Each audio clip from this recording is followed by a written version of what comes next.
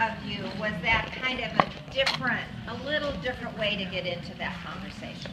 I think that might be helpful. Try it out. See how it works. We all have what we typically say. Just try this and see if you find that it's easier to connect with people. We're going to talk now about a few different situations when you might be using this. And we talked briefly about that social situation. So everybody has different personalities. And I'm actually not a really outgoing person. I'm really not. And when I go to a party, I look for the people I know. I go and sit down with the people, and when I'm at a Take Shape for Life event, I see the people I know, I sit down, it's my comfort level. I look for the people in my golf group, and I sit and talk with them at the cocktail party. So you need to look, and not in an inauthentic way, but look at every place you go as an opportunity to connect with people. So I set a goal. This works for me. I'm like really goal-oriented. So when I go to a party, here's a perfect example. I went to a St. Patrick's Day party with about 40 or 50 people, and I probably knew half of them. Well, bridge group, And typically, I would have not talked to one other person at that party except for the people that I know. Unless they came up to me. I'm very friendly if somebody comes up to me. But I just don't step outside of that. That's just kind of who I am. So I set a goal that I was going to talk to 3 people I did not know. And I did just this. I went up. How are you? You're friends of the McNeelys. Gosh, it's so nice. How do you know them? Just start a conversation. And then what do you do?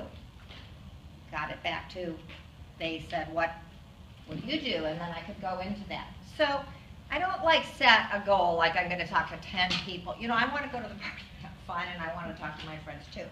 But just setting a goal gets your mind like, okay, am I going to really take the opportunity to talk to people this is a great opportunity. I don't have to pay a whole bunch of money to go to a networking group. Here's a bunch of people that are friends of friends that I don't even know. So set a goal. Get them to say back, what do you do? My goal, I'm not doing that to try to get a client. I'm doing that to try to make a new friend. When I make new friends, good things happen. And first of all, it's just a good thing to do, right? We all want to be more friendly and more authentic and reach out to more people. So just try to make that a practice wherever you go. What if it's a PTA meeting? What if it's a soccer, your son's soccer game, and you always sit and talk to the same people? Just try to step outside of your comfort zone a little bit. And Karen, remember that story you told me about your daughter at the baby fair? Yes. And how the first word that came out of her mouth was that she's a teacher, and how, right. For some people that is part of their persona. Right. So when I was a teacher, I taught 38 years, and people said, what do you do? And I was a Take Shape for Life coach.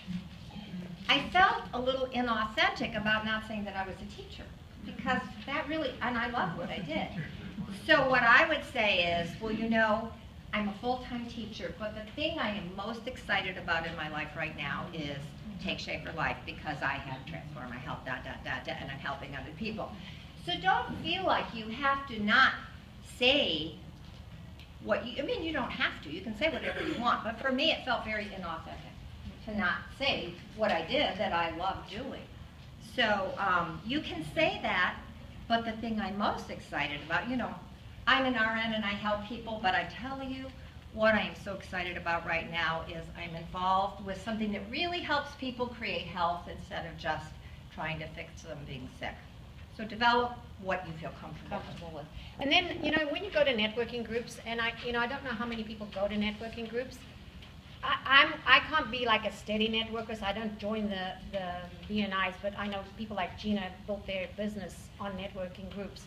But the same thing there. You want to go there and get connected. And for me, what I'm really looking for is, I want to help 10,000 people get healthy. So I'm looking for people that have a network that I could help those people get healthy. So when, for example, I went to a networking group last week, And when I went in there, I probably spoke to maybe 20 people, and I'm like Karen, I'm an introvert. I've read you really have to step out of your comfort zone, put a big smile on your face, and you want people, if you say hello, don't say, oh, who are you?